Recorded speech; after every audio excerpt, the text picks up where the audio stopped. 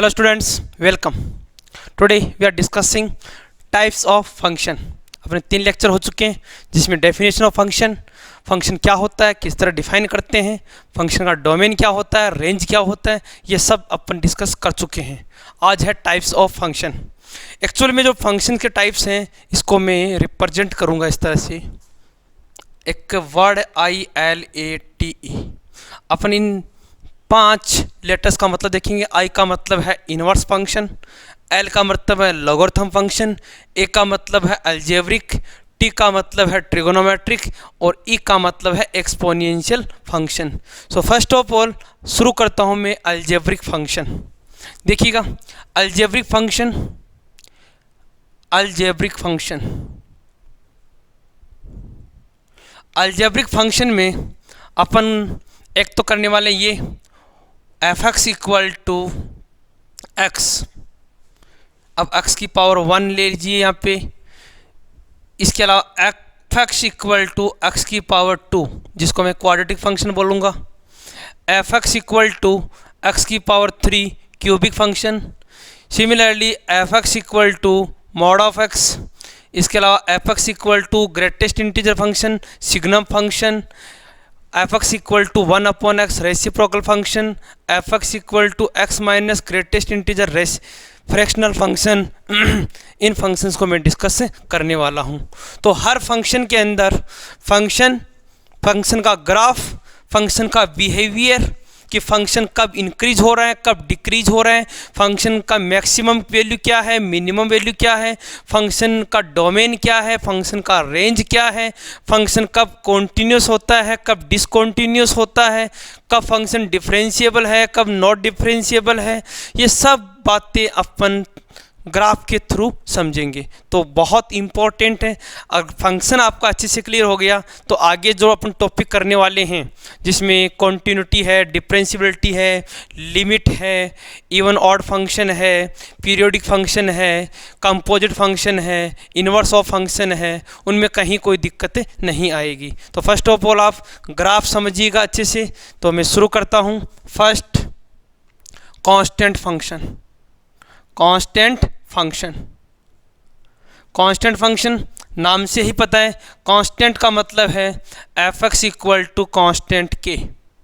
एक ऐसा फंक्शन जिसमें आप कोई भी इनपुट में वैल्यू पुट करवाएंगे तो जो आंसर है that is only 1, that is called constant. Okay, कोई भी वैल्यू रखेंगे तो जो आउटपुट आएगा वो आपका एक कांस्टेंट वैल्यू आएगा। हमेशा ग्राफ को x और y के बीच में प्लॉट करते हैं। ओके, ये आपका ओरिजिन हो गया। अब f(x) इक्वल टू k, इसका मतलब आप x में 1 रखेंगे तो भी क्या आएगा, 2 रखेंगे तो भी क्या आएगा, 3 रखेंगे क्या आएगा, 100 रखेंगे क्या आएगा, 0 रखेंगे क्या आएगा, -1 रखेंगे क्या आएगा, मतलब कुछ भी रखे एक पर्टिकुलर आंसर आएगा k।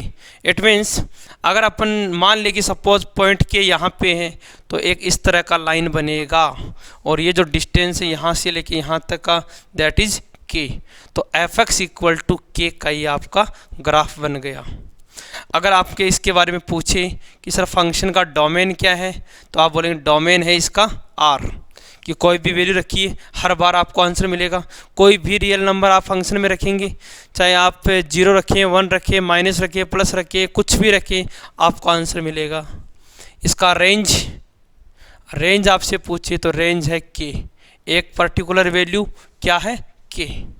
Okay, yes. इसके अलावा अगर पूछे कि f(x) इक्वल टू k जो फंक्शन है वो कॉन्टीन्यूस है या डिसकॉन्टीन्यूस है तो आप कहेंगे सर इसका ग्राफ कहीं भी ब्रेक नहीं हो रहा, इसका मतलब it is continuous for every value. Okay, now second graph. Second आते हैं अपन f(x) equal to second f(x) equal to x। इस फंक्शन का नाम है identity function. Identity function, identity function. देखिएगा f(x) इक्वल टू x या इसको अपन y इक्वल टू x देखें तो आप कहेंगे sir y equal to x एक स्ट्रेट लाइन का इक्वेशन है जो ओरिजिन से पास होता है। सेम वही कॉन्सेप्ट यहाँ ले गएंगे। f(x) इक्वल टू x का मतलब है एक ऐसा ग्राफ जो x और y के बीच में होगा और ओरिजिन से पास होगा। ये आपका f x equal to x का ग्राफ बन गया। अब कोई स्टूडेंट पूछेगा सर ये ग्राफ कैसे बना, तो मैं उसको यही बोलूँगा कि आप इस तरह से टेबल बना के देखिएगा, जैसे आप छोटी क्लासेज में बनाते हैं 10th क्लास में। यहाँ x का वैल्यू है, यहाँ एफ एक्स का वैल्यू, x का वैल्यू 0, तो जैसे ही 0 रखा तो ये क्या बन गया आपका 0, 1 रखेंगे तो ये क्या हो जाएगा 1, 2 रखेंगे तो 2, 3 रखेंगे तो 3, 4 रखेंगे तो 4। इसका मतलब एक ओरिजिन से पास होता हुआ स्ट्रेट लाइन बनेगा। That is called identity function. Okay, अब इस फंक्शन में देखिएगा कि क्या क्या चीज़ें नोट करेंगे इस ग्राफ में, कि सर इस ग्राफ में आप बताइए कि इस ग्राफ का मैक्सिमम वैल्यू कितना जा रहा है और मिनिमम कितना जा रहा है। आप कहेंगे सर ये ग्राफ आप जैसे जैसे x का वैल्यू बढ़ रखते जाएंगे इसका वैल्यू इंक्रीज होता जाएगा। अगर x की वैल्यू 1 रख रहे हैं तो 1 आंसर आ, 2 पे 2 आएगा, 3 पे 3, आप 1000 रखेंगे 1000, 10,000 रखेंगे तो 10,000। कहने का मतलब मैक्सिमम इनफाइनाइट तक आ सकता है और मिनिमम माइनस इनफाइनाइट तक, बिकॉज जो इसका पर रेंज है वो यही देखते हैं कि ऊपर कितना इंक्रीज हो रहा है और नीचे कितना इंक्रीज हो रहा है। तो एक तरह से इस फंक्शन का जो रेंज है और रेंज हो गया इसका r, या इस बात को मैं लिख दूं माइनस इनफाइनाइट से प्लस इनफाइनाइट, यह हो गया इसका रेंज।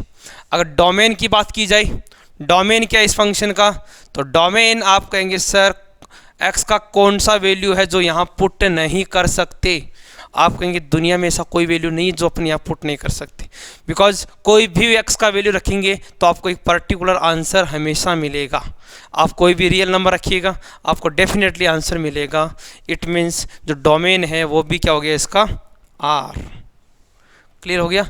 तो डोमेन और रेंज आप इस ग्राफ से देख सकते हैं, that is called identity function.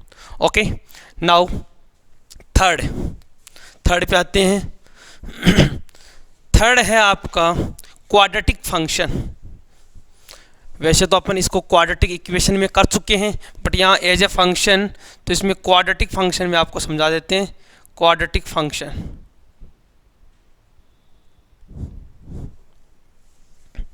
Quadratic function जो है इसको मैं डिफाइन करूँगा f x equal to x की पावर 2,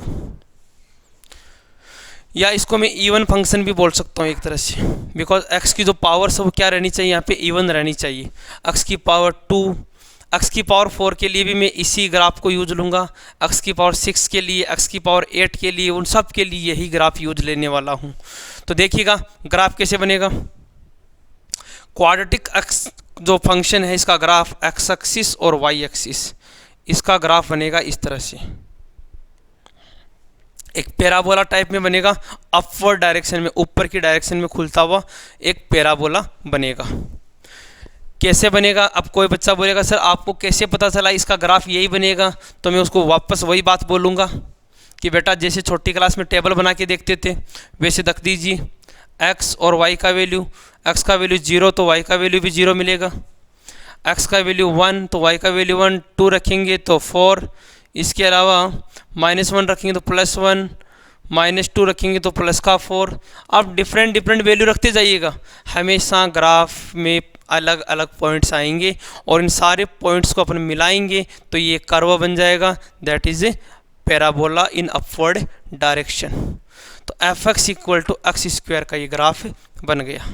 ओके, अच्छा अगर मुझे इसके डोमेन की बात पूछी कि इसका डोमेन क्या है, तो आप क्या बोलेंगे।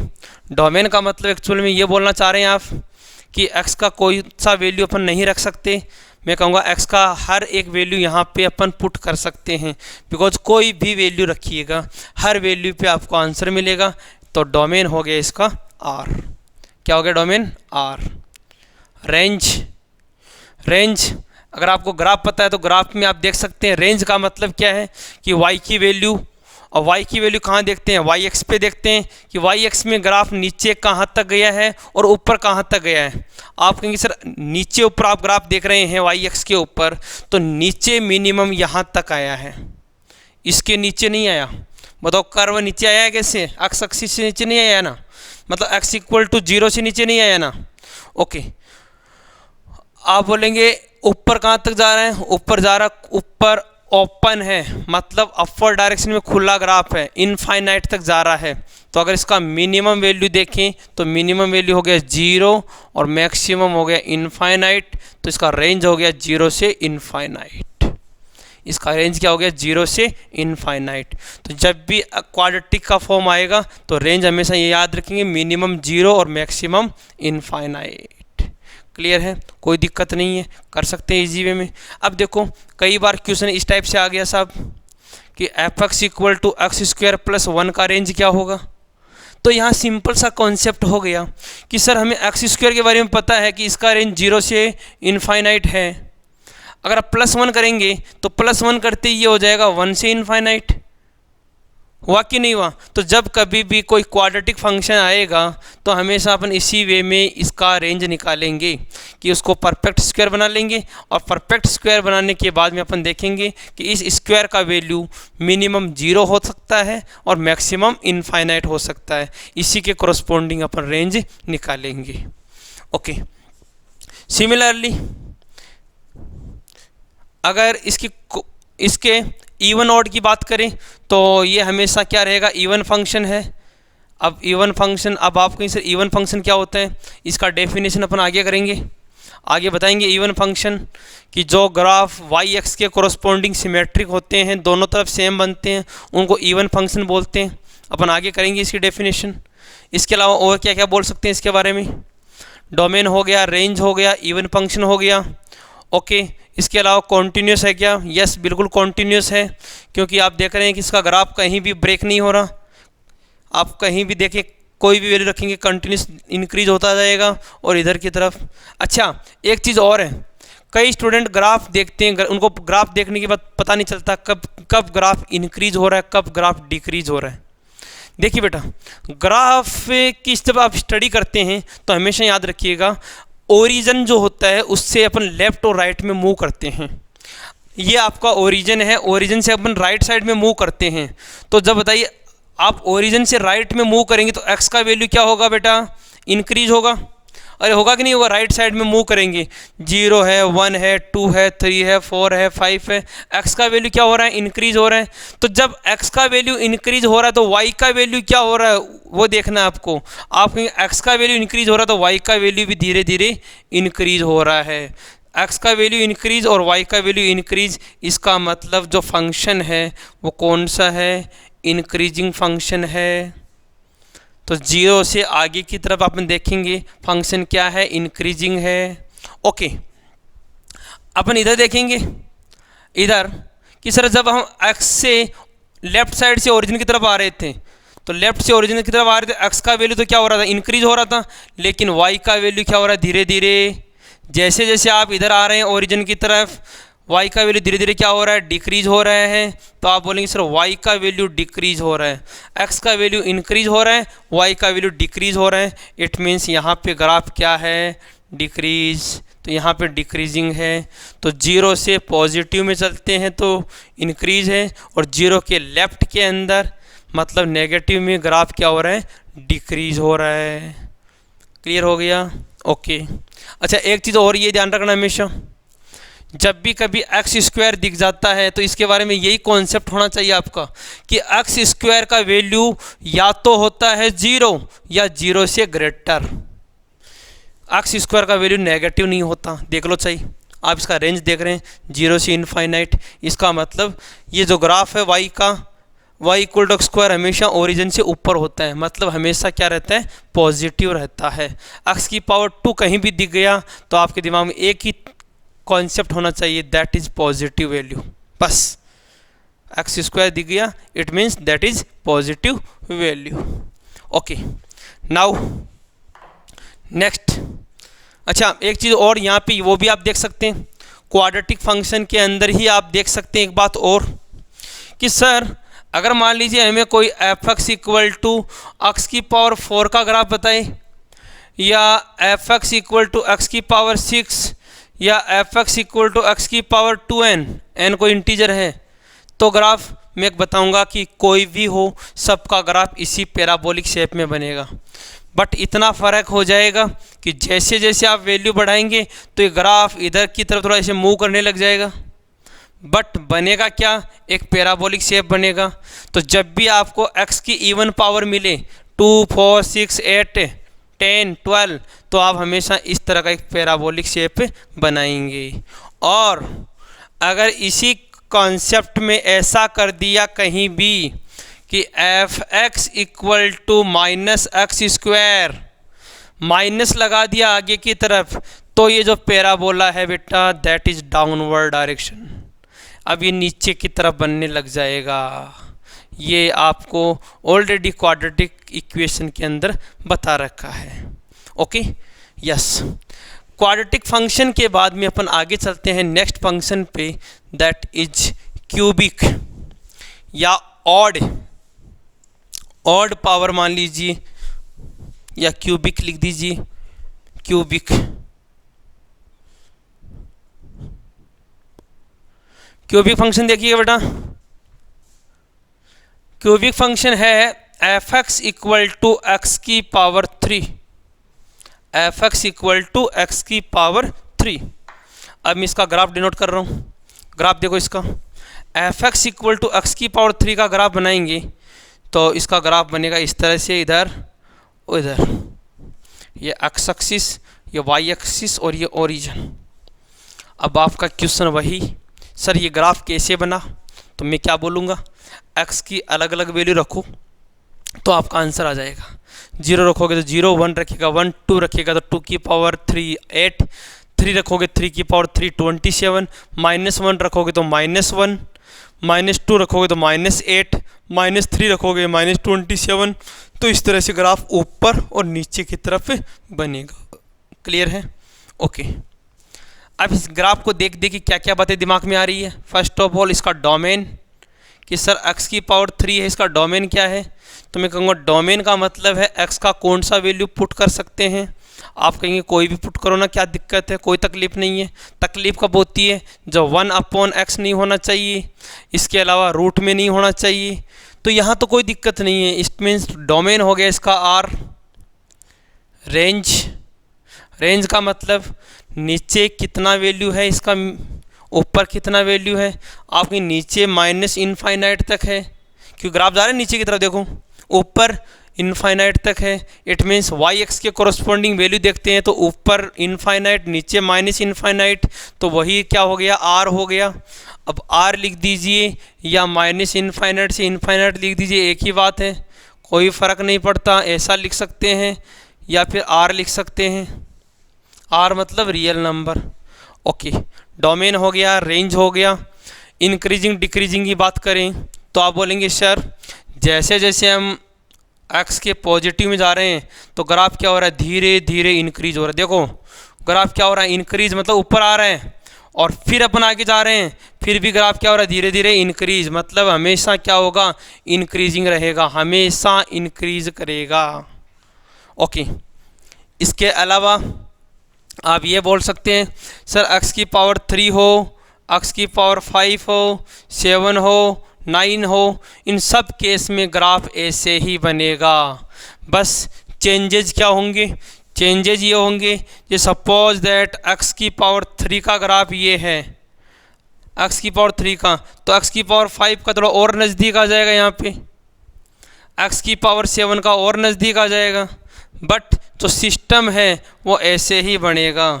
ये आपके आ गया क्यूबिक फंक्शन का ग्राफ। ओके, इसके बाद नेक्स्ट चलते हैं, नेक्स्ट ग्राफ के ऊपर देखिएगा। क्यूबिक के बाद में अच्छे से कॉपी कर लेना बेटा, इम्पोर्टेंट है बहुत ज़्यादा। ओके, क्यूबिक फंक्शन के बाद में अपन आते हैं, नेक्स्ट आपका रहेगा मॉड फंक्शन, मॉडुलस फंक्शन जिसको अपन बोलते हैं, modulus function, modulus function, that is modulus function. देखिए मॉडुलस फंक्शन डिनोट करेंगे एफ एक्स, बहुत इंपॉर्टेंट है बेटा, बहुत इंपॉर्टेंट है। F x equal to mod x, इस तरह से डिनोट करेंगे। अब ये मॉड एक्स सुनने में आपकी यही आया है कि जब भी मॉड लगा है इसका मतलब ऑलवेज पॉजिटिव वैल्यू, ये पढ़ते आए हो कि जैसे ही आपने मॉड देखा आप ये बोलेंगे it is always positive, but ये भूल जाते हैं कि क्या पॉजिटिव, किसकी पॉजिटिव की बात कर रहे हैं। तो ध्यान से देखो एक मिनट, जब भी मॉड x लिखा है इसका मतलब एक्चुअल में ये है कि आप अगर x का वैल्यू 0 या 0 से ग्रेटर रखेंगे, x का वैल्यू 0 या 0 से ग्रेटर रखेंगे तो f(x) का जो आंसर आएगा वो आएगा x, और x का वैल्यू अगर लेस देन 0 रखेंगे तो आपका आंसर आएगा -x। एक्चुअल में ये है। तो अब आप कोई भी वैल्यू रख के देख लो, अब आप कोई भी वैल्यू रख के देख लो, आपको आंसर हमेशा पॉजिटिव मिलेगा। जैसे मान लो किसी ने कहा सर इधर तो मैं x का वैल्यू रख रहा हूँ और इधर यहाँ f(x) का वैल्यू रख रहा हूँ। x का वैल्यू रखा इसने 0 रखा, तो 0 रखा तो ये आया 0। x का वैल्यू 1 रख रहा हूँ, तो x का वैल्यू 1 0 से ग्रेटर है तो आंसर क्या आ गया 1। इसने बोला x का वैल्यू 2 रख रहा हूँ तो 0 से ग्रेटर, आंसर क्या आ गया 2।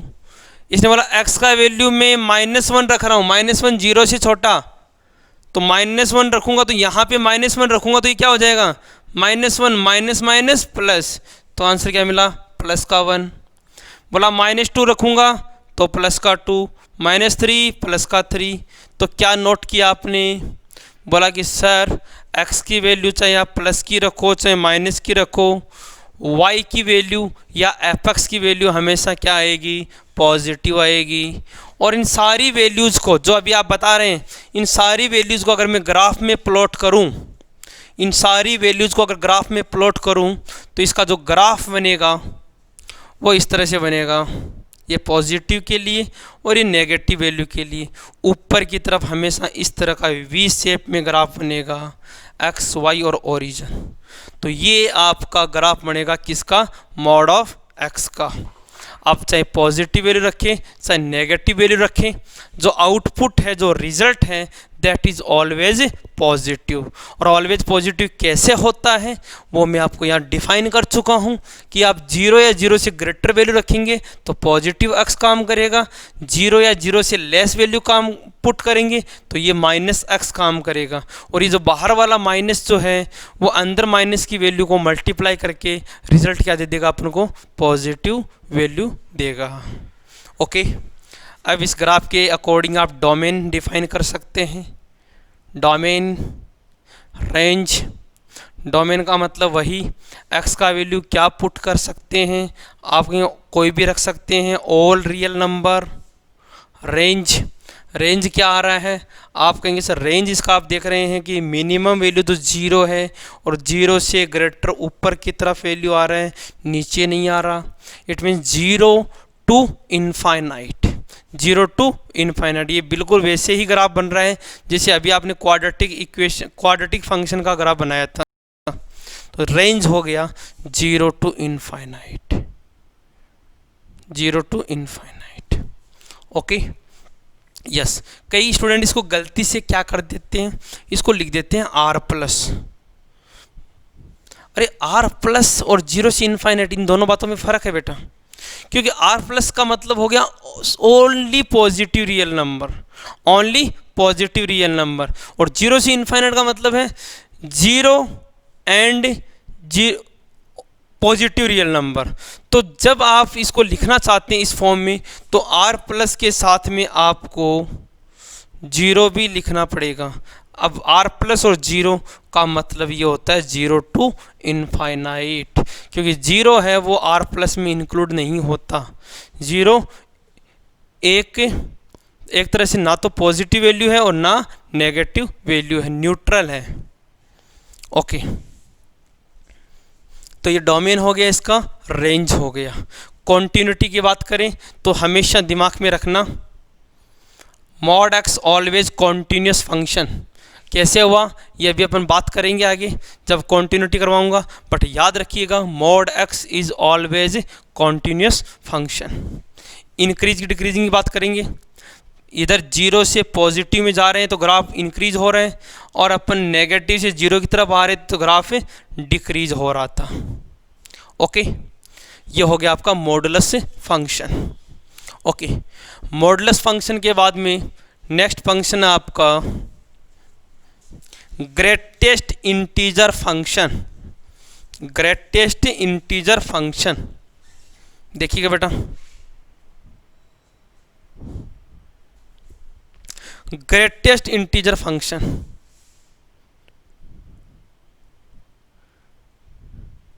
ग्रेटेस्ट इंटीजर फंक्शन इम्पॉर्टेंट है काफ़ी, इसको शॉर्ट में GIF भी बोलते हैं, GIF, ग्रेटेस्ट इंटीजर फंक्शन। क्या होता है देखो, first of all greatest integer function fx को डिनोट करते हैं इस तरह से, क्लोज इंटरवल में। इसका मतलब है ये जो फंक्शन है वो क्या है, ग्रेटेस्ट इंटीजर है, इस तरह क्लोज इंटरवल लगा दिया। ओके, क्या इसकी प्रॉपर्टीज होती है और कैसे इसको अपन डिफाइन करते हैं, देखो first of all greatest integer function की प्रॉपर्टी क्या है कि अगर आप x की कोई भी वैल्यू रखते हैं, अब x की कोई भी वैल्यू रखते हैं, जैसे मान लो आपने x की वैल्यू रखा कोई इंटीजर, आपने 0 रखा, यहाँ जैसे आप x की जगह 0 रखेंगे आपका आंसर क्या आ जाएगा, 0। आपने मान लो रखा 1, यहाँ पे 1 रखा तो आपका आंसर क्या आ जाएगा, 1। कोई इंटीजर 2 रखा, आपका आंसर आ जाएगा 2। आपने मान लो -1 रखा तो आपका आंसर आ गया -1। आपने x की वैल्यू -2 रखा, आपका आंसर आ गया -2। बट अगर आप इंटीजर के अलावा कोई वैल्यू रखते हैं, इंटीजर के अलावा इन द सेंस अगर आपने 0.5 रखा तो आपको आंसर क्या मिलेगा, 0। हमेशा इंटीजर ही मिलेगा। अब 0.5 जब तक आप नेक्स्ट इंटीजर पे नहीं पहुंच जाते आपको आंसर पीछे वाला इंटीजर ही देगा। आप चाहे 0.5 रखें, चाहे आप 0.1 रखें, चाहे आप 0.9 रखें, हर बार आपको आंसर चाहे 0.99999 रखें आपको आंसर क्या मिलेगा, 0 ही मिलेगा। इसके अलावा मान लीजिए आपने 1.1 रखा, आपका आंसर क्या मिलेगा, 1। मान लीजिए आपने 1.999999999 रखा तो भी क्या मिलेगा, 1 मिलेगा। जब तक आप नेक्स्ट इंटीजर पे नहीं पहुंच जाते आपको पीछे वाला इंटीजर ही मिलेगा। ओके, इसके अलावा मान लीजिए आपने x का वैल्यू 1.2 रखा माइनस में, ध्यान से देखिए x का वैल्यू -1.2 रखा तो बताइए -1.2 से पहले वाला इंटीजर कौन सा है, वही अपना आंसर होगा। तो -1.2 से पिछला जो इंटीजर है वो है -2, तो इसका आंसर आएगा -2। अगर किसी बच्चे को कन्फ्यूजन है तो नंबर लाइन पे देख ले बेटा, 0 ये होता है -1, ये होता है -2 और -1.2 अप्रोक्सीमेट यहाँ पे होगा, तो यहाँ है तो इससे पीछे वाला इंटीजर कौन सा है, -2। इसी तरह मान लीजिए किसने रखा 2.9999 माइनस का, तो इससे पिछले वाला इंटीजर कौन सा है, -3। प्लस में अगर लिखा होता है ये 2.999 तो इसका आंसर क्या मिलता, 2। लेकिन माइनस में है क्योंकि 2.99 का मतलब क्या हो गया, 1 2 3, तो 2.99 अप्रोक्सीमेट यहाँ पे होगा और इससे पीछे वाला इंटीजर कौन सा है, 2, तो ये 2 मिल गया। बट यहाँ पे देखेंगे 2.999 तो 2.99 यहाँ होगा और इसे पीछे वाला इंटीजर कौन होता है, -3, तो -3 हो गया। कहने का मतलब आप कोई भी डेसिमल नंबर पुट करेंगे तो आपको हमेशा एक इंटीजर आंसर मिलेगा और इंटीजर कौन सा मिलेगा, उसके जस्ट पीछे वाला आंसर मिलेगा। क्लियर है, कोई डाउट नहीं रहना चाहिए। ओके, तो आप कहेंगे सर अगर ऐसा कोई कॉन्सेप्ट है, ऐसा कोई कॉन्सेप्ट है तो फिर इसका ग्राफ कैसे बनेगा, ग्राफ बताइएगा एक बार। जी बिल्कुल, हम ग्राफ बना के देखते हैं, ग्रेटेस्ट इंटीजर का ग्राफ बना के देखते हैं किस तरह का बनता है। देखो बेटा, और ये फंक्शन बहुत इंपॉर्टेंट है बेटा, आपके एनडीए में इंटीग्रेशन में भी ये इसके क्वेश्चन आए हुए हैं पिछले सालों में, बट इसकी प्रॉपर्टी आपको एटलीस्ट पता होनी चाहिए कि होता क्या है। लिमिट में भी कई बार पूछ लेते हैं इसको, तो बहुत इंपॉर्टेंट है बेटा। ओके, अगर इसकी मैं ग्राफ की बात करूं,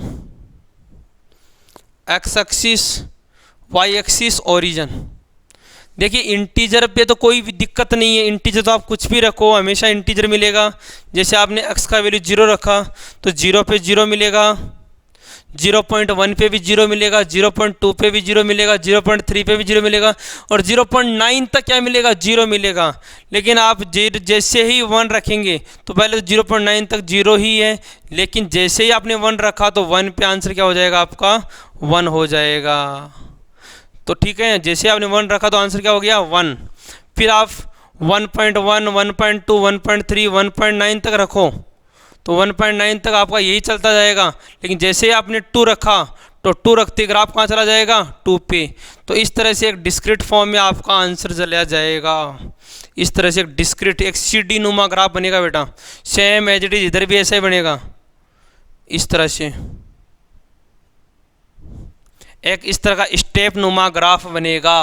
बिकॉज आप कुछ भी इंटीजर देंगे तो कोई दिक्कत नहीं है, 1 पे 1, 2 पे 2, 3 पे 3 रखेगा। लेकिन जैसे आप 1.1, 1.2, 1.3 देंगे, ग्रेटेस्ट इंटीजर हमेशा आपको क्या आंसर देगा, एक ग्रेटेस्ट वैल्यू, एक इंटीजर वैल्यू ही प्रोवाइड करवाएगा। Okay yes. तो अगर इसके डोमेन की बात करें कि सर ग्रेटेस्ट इंटीजर का डोमेन क्या है, तो अगर डोमेन तो आर ही होगा, बिकॉज कोई भी वैल्यू हम पुट कर सकते हैं यहाँ पे, ऑल वैल्यू एक्सेप्ट है। ओके रेंज, रेंज क्या है इसका, अब रेंज आपको ये देखना है क्या सब कुछ मिल रहा है क्या आंसर में, नहीं सब कुछ नहीं मिल रहा। आप कोई भी वैल्यू पुट करते हैं हमें ओनली क्या मिल रहा है, इंटीजर मिल रहा है, ओनली इंटीजर मिल रहा है। तो रेंज क्या हो गया इसका, इंटीजर। इंटीजर को मैं z से रिप्रेजेंट करता हूँ या फिर i से रिप्रेजेंट करता हूँ, या फिर इसका रेंज में ऐसे डिफाइन कर सकता हूँ 0, 1, 2 dot dot dot -1 -2 dot dot dot. इसका मतलब भी मैं क्या डिफाइन कर रहा हूँ, रेंज डिफाइन कर रहा हूँ। ओके इसके अलावा और अगर इसका ग्राफ पूछे तो एक स्टेप नुमा ग्राफ बनेगा, CD नुमा इसका ग्राफ बनेगा। तो ये ग्रेटेस्ट इंटीजर हो गया और इसका कुछ बेसिक ग्राफ और डोमेन रेंज हो गए। ओके आगे चलते हैं, देखिएगा नेक्स्ट ग्राफ है सिग्नम फंक्शन। कौन सा ग्राफ बेटा, सिग्नम।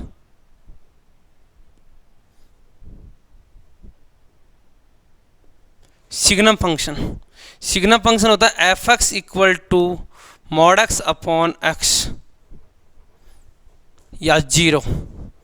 0 तो कब होता है, जब x का आंसर 0 हो, और mod x अपॉन x कब होता है, जब x नॉट इक्वल टू 0 होता है। ये होता है signum function. Signum function function का नाम है, कोई स्पेशल लॉजिक नहीं है कि इसका नाम सिग्नम फंक्शन ही क्यों है, और इसका जो वैल्यू है वो है mod x अपॉन x और 0। mod x अपॉन x तो कब आएगा, जब x नॉट इक्वल टू 0 और x इक्वल टू 0 पे आंसर क्या आएगा, 0। देखिएगा इस फंक्शन को अपन ऐसे भी डिफाइन कर सकते हैं, कैसे कि जब x का वैल्यू 0 रखेंगे तो आपका आंसर आएगा 0, इसमें तो कोई दिक्कत नहीं है। लेकिन x का वैल्यू जब आप मान लीजिए ये रख रहे हैं, 1 रख रहे हैं, 2 रख रहे हैं, 3 रख रहे हैं, 4 रख रहे हैं, 5 रख रहे हैं, 1.1 मान लो, 1.2 मान लो, कुछ भी मान लो। आप मान लो 1 रखा तो 1 ऊपर नीचे 1, 1 अपॉन 1 क्या हो गया, 1। तो आपने 1 रखा तो आंसर 1 आ गया। मान लो आपने x की जगह 2 रखा तो 2 अपॉन 2 क्या हो गया, आपने 2 अपॉन 2 अगेन क्या हो गया, 1 हो गया। 3 रखा तो 3 अपॉन 3 आंसर क्या हो गया, 1 हो गया। 4 रखा तो 4 अपॉन 4 1 हो गया। 5 पे भी 1 हो गया। 1.1 रखा तो 1.1 पे ये भी 1.1, ये भी 1.1, क्या आंसर रहा, 1 रहा।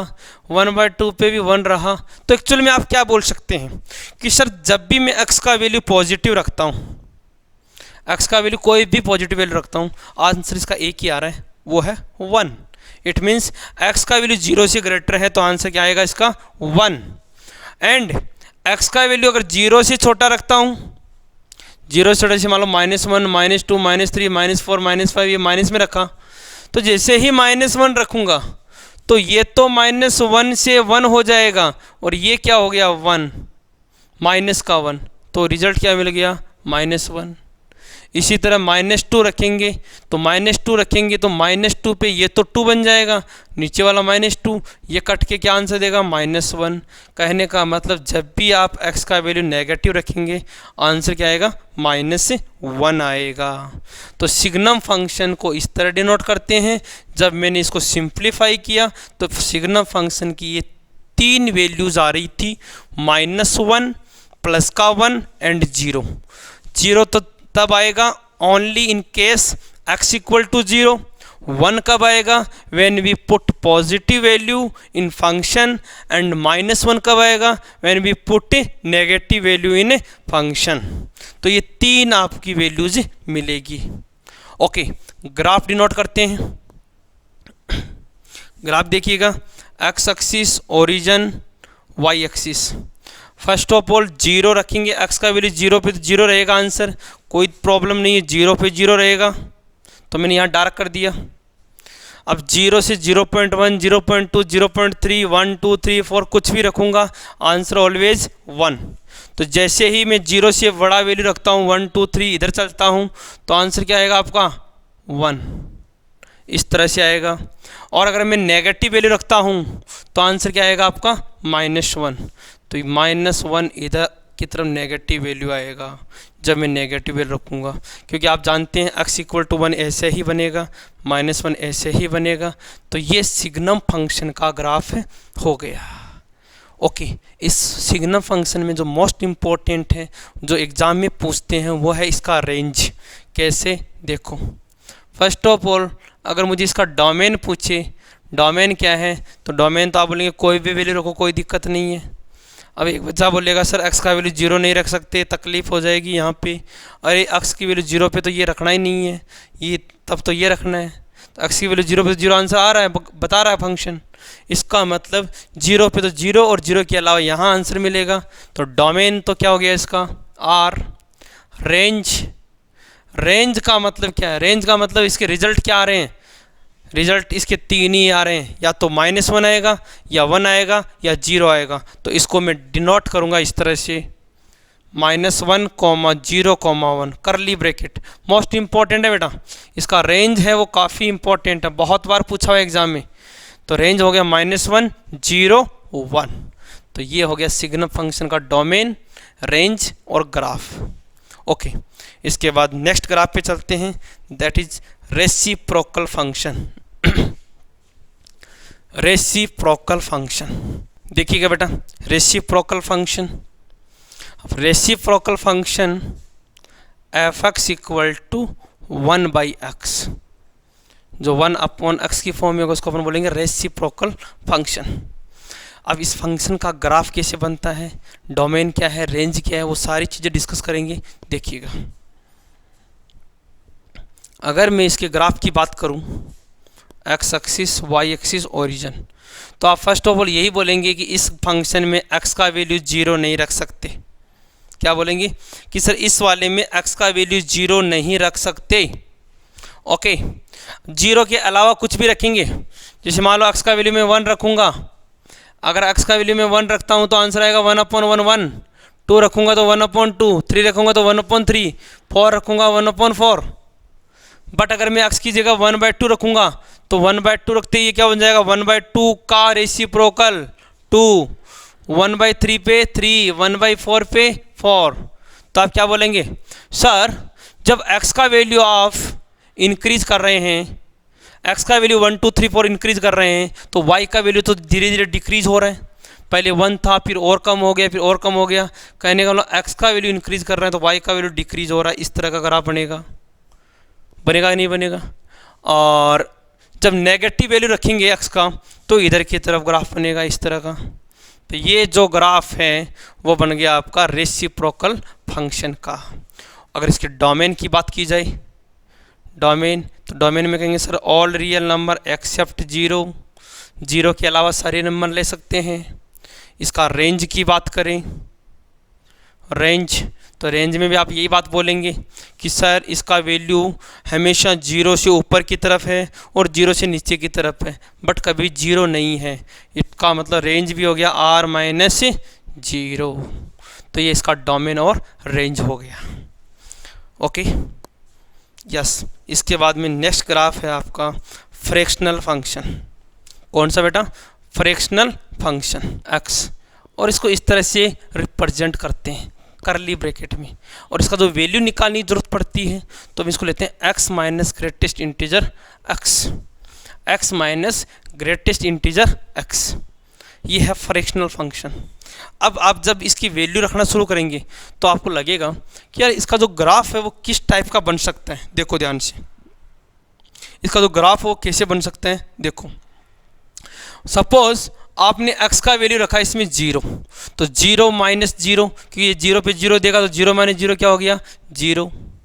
अगर मान लो आपने रखा 0.5, अब 0.5 पे ये तो 0.5 ही रहेगा, लेकिन ग्रेटेस्ट इंटीजर क्या देगा? 0। तो एक तरह से ध्यान दीजिएगा, 0.5 माइनस 0 क्या देगा? 0.5। तो जैसे आपने 0.5 रखा 0.5 आंसर देगा।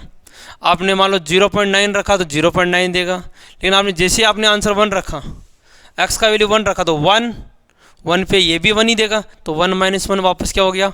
0 हो गया। मान लो आपने 1.5 रखा, आपने 1.5 रखा तो ये तो 1.5 है, ये क्या हो गया? 1.5 ग्रेटेस्ट इंटीजर, अभी थोड़ी देर पहले किया था। 1.5 का ग्रेटेस्ट इंटीजर क्या देगा? 1, मतलब आंसर क्या आ गया? 0.5। तो यह 0.5 आ गया। आप 1.9 रखेंगे तो भी 0.9 आएगा, 2 रखेंगे तो 2 पे वापस 0 आ गया। तो आप क्या देख रहे हैं कि एक फिक्स टाइम इंटरवल के बाद में वापस इस फंक्शन का वैल्यू क्या आ रहा है? 0 आ रहा है। तो अगर ग्राफ बनाएंगे, ये 0 है, मान लीजिए 1 है, 2 है, 3 है, तो आप देख रहे हैं 0 से अपन जैसे जैसे वैल्यू इंक्रीज कर रहे थे तो वैल्यू इस तरह से इंक्रीज हो रही थी, लेकिन जैसे आपने 1 रखा तो 1 पे वापस 0 आ गया। अब 1.1 से आगे जा रहे हैं तो फिर वैल्यू इंक्रीज हो रही है, लेकिन आप जैसे 2 रखेंगे तो वापस 0 आ गया। 2 की फिर अपन वैल्यूज आ रही है, जैसे 3 रखेंगे वापस 0 आ गया।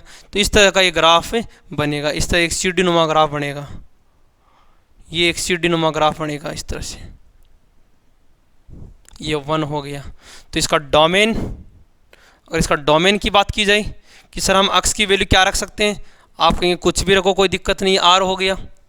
अगर इसका रेंज पूछे सर इसका रेंज क्या है, तो आप कहें सर मिनिमम वैल्यू तो है इसका 0 और मैक्सिमम है 1, बट 1 नहीं आ रहा, कभी 1 आता ही नहीं, कभी 1 के नज़दीक ही जा रहे हैं, 1 तो आता ही नहीं है। जैसे अपन कोई रखते हैं तो सीधा 1 तक पहुंच के वापस नीचे आ जाएगा, मतलब 0.999999 पहुंच के वापस 1 पे 0 आ जाएगा। तो इंटीजर पे हमेशा क्या मिल जाएगा? ये 0 मिल जाएगा। इस तरह से ग्राफ का रेंज हो गया 0 से 1 तक का। तो बेटा ये कुछ मैंने अलजेब्रिक फंक्शन बताए हैं, तो इनके ग्राफ, डोमेन, रेंज आपके दिमाग में अच्छे से क्लियर रहना चाहिए, जिससे आगे जो अपन क्वेश्चन करेंगे कॉन्टिन्यूटी, डिफरेंशिएबिलिटी, उनमें कहीं कोई दिक्कत नहीं आए। अब आपका बच गया ट्रिगोनोमेट्रिक ग्राफ, लॉगरिथम, एक्सपोनेंशियल, ये अपन नेक्स्ट लेक्चर में करेंगे। अभी के लिए इतना ही बेटा, थैंक यू, जय हिंद, जय भारत।